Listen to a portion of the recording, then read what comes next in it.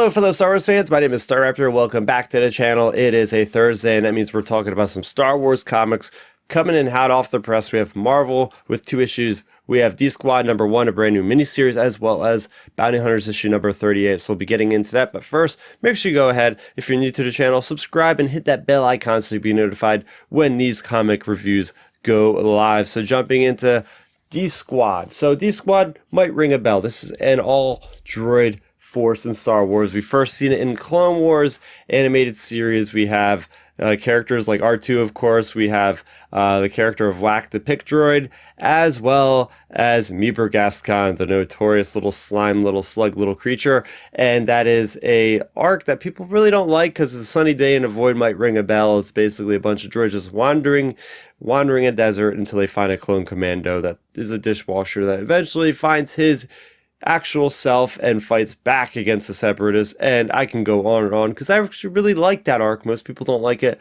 Fun fact, that's George Lucas's favorite Clone Wars arc. But today we're not talking about that. We're talking about the current era of Star Wars, right after Empire, right before Return of the Jedi, smack dab in the middle there of the Dark Droids event, where those droids are now rebelling against the organics, for lack of a better term. So getting into it, this one picks up right after the events of Dark Droids #2, in which C-3PO has been infected by the Scourge. He has jettisoned R2-D2 out of Home 1, and that is where we pick up in this first issue of this 4-issue miniseries of D-Squad. R2 is flying through space, trying to use any gadget he can to get some ground to fly around. He ends up in an asteroid field. He ends up surprisingly on a ship that is piloted by Whack, the same pit droid he had been with like 25 years or whatever so prior.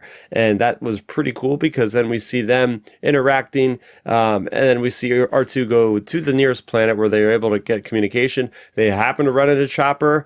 Chopper also hears the plight of R2 saying, hey, his friend, his C-3PO friend, his protocol droid is kind of going crazy. What do I have to do to find him? And Chopper says, oh, there's something on the HoloNet you should check out. They go to this next planet to find him. Chopper stays behind for a secret mission. Next thing you know, they find that it is not C-3PO, but in fact it is 000. So that is really the issue, or not even the issue, because this is a two-parter. There's 2 stories in this D-Squad. This one, first of all, I got it too far ahead. It's called Return of the Droids, written by Mark Guggenheim with artwork by Salva S. Bean. So what I like about this one is the R2-centric story. We don't get a lot of that in Star Wars. We have a Chewbacca miniseries where we see a lot of groans and grunts and stuff, and you get the secondary characters are playing off, and you're kind of getting the context clues of the emotions and what these characters are feeling, such as R2. So it was really nice seeing that, but also a scene where it's just a bunch of beeps and boops when Chopper and R2 are just going at it with one another. So I thought that was really fun.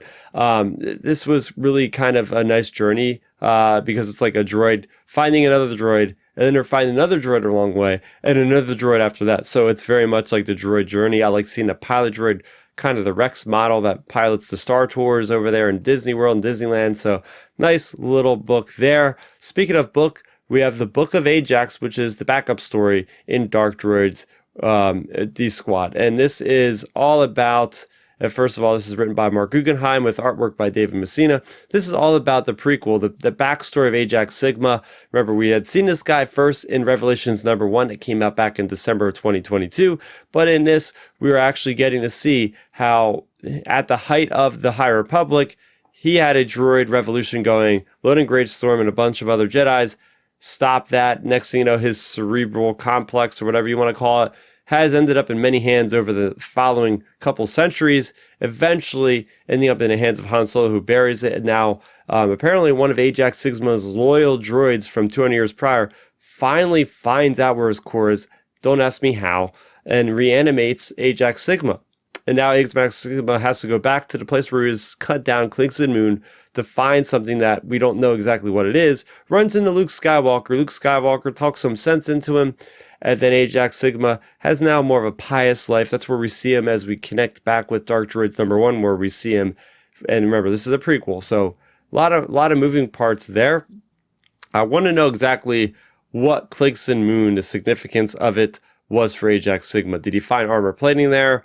Did he find like new, I don't know, anything? I'm just a little confused of why he went back there in the first place. I like the idea that we're getting a different perspective of Ajax Sigma. So in Ajax Sigma and Revelations, it's looking like he is the big bad.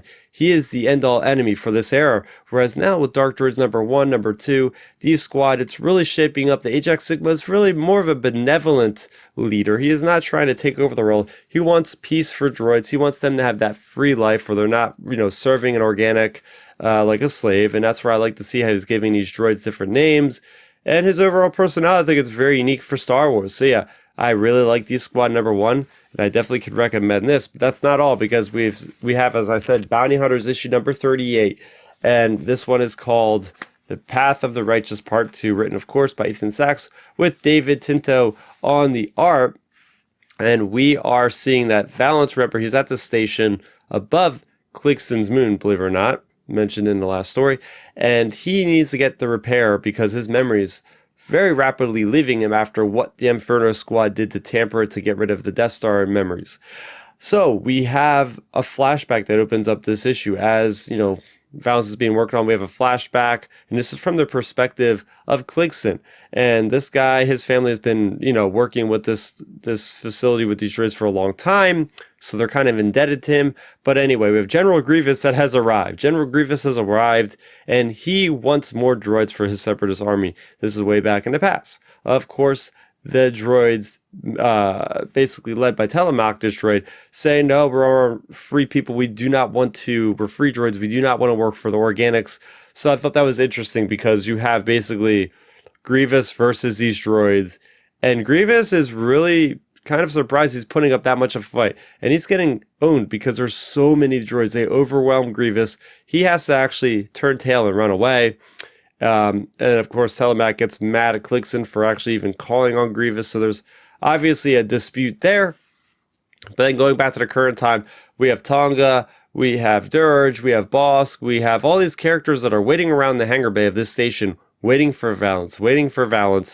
And then meanwhile, you have 4LOM, you have Zuckuss that are wandering the station as well. They're beset upon by the Scourge. The Scourge really don't care about Zuckuss. They want 4LOM because this is a bounty hunter droid that could be very useful in the Scourge's plans. Of course, Zuckuss gets them out of there safely. Remember, they don't have weapons. They have to fight unarmed. So there's a lot of cool combat in there. But Zuckuss shoves 4LOM into an escape pod, jettisons him out of the station, and then that's basically where we see the story there. And finally, in the last couple of pages, Valance finally gets out of the laboratory as Kligson promised. And we have Katak, who is the changeling, goes up to him with the face of Yura. Remember, he could change to try to bring Beilert back. But apparently Beilert has no memories at this point and uses his hand cannon to blast the face off of Katak. Well, actually the whole head. There's nothing there anymore.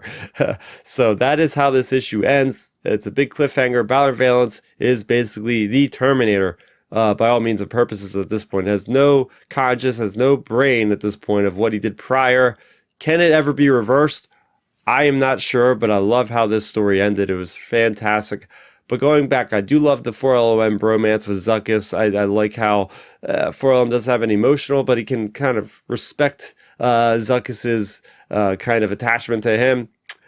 Just the Grievous stuff was great. Seeing Kligson wipe Valance's mind was fantastic. There's so much goodness in here, and there's so much goodness this week in Star Wars. As I mentioned, I talk about Star Wars comics every week. Make sure you go ahead and subscribe to the channel. If you want more detail on these stories that I recapped and talked about today, go and tune in a little bit later today, Thursdays at 12:15 p.m. Eastern Time. Me and Matthew from Ion Cannon, we do our tractor beam, talking a little bit more detail about these, having a little bit more banter back and forth. That is on the Star Wars Underworld Network on YouTube. Search that up and go ahead, give them subscribe and hit the bell icon to be notified. But that's good to do for me, Starrapter. Thank you so much for watching, and may the Force be with you always. Thanks for checking out the video. Please hit that thumbs up symbol. It helps me know that I'm making content that you guys enjoy. And if you enjoyed this video, I also include 2 videos down below you guys should check out. And please consider subscribing to this channel. It helps support me and it notifies you guys of when I get new videos up on the channel. You can also contact me